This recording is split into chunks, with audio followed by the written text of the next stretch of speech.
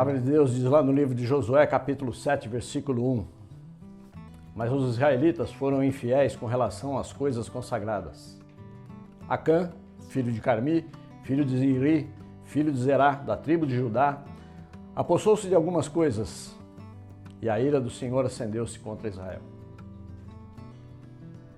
Este é um relato que nos fere porque vem logo após uma extraordinária vitória concedida pelo Senhor aos israelitas na conquista de Jericó.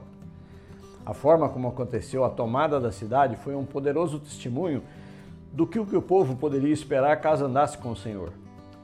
No capítulo seguinte, vemos Israel derrotado e humilhado por um adversário insignificante.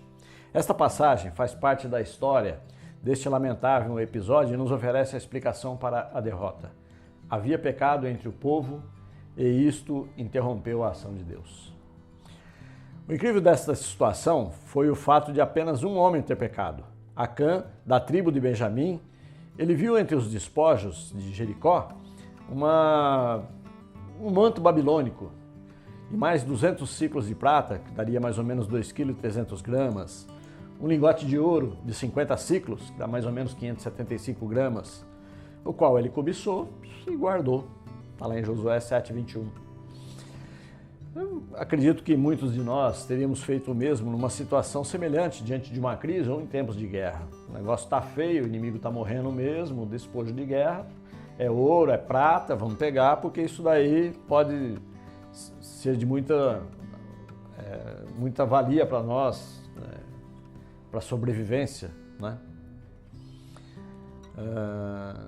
Deus, no entretanto, ele havia dado uma ordem bastante específica ao dizer: porém a cidade será condenada, ela e tudo quanto nela houver.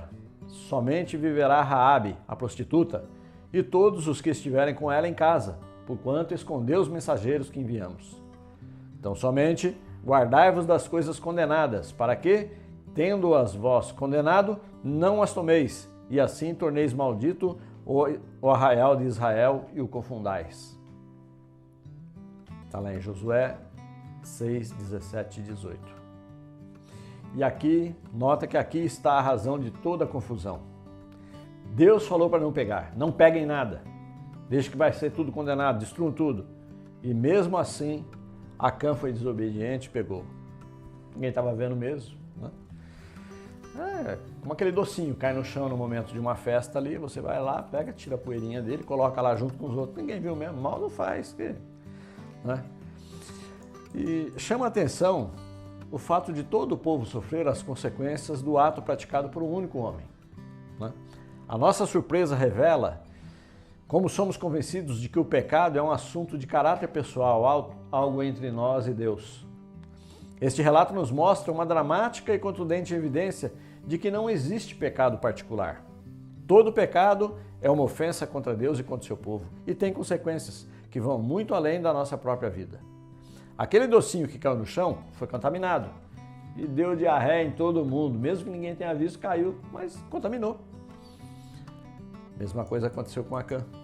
Ser parte do povo de Deus implica na existência de vínculos espirituais que não dependem de nós. Não existimos de forma isolada, tendo ou não uma fluente ligação com os demais.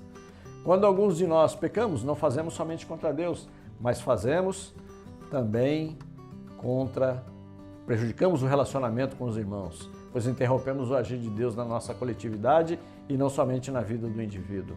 O pecado secreto é um assunto muito sério porque afeta todas as pessoas relacionadas ao que pecou, da mesma maneira que um alcoólatra, ou um viciado em drogas, ou um assassino, ou um ladrão.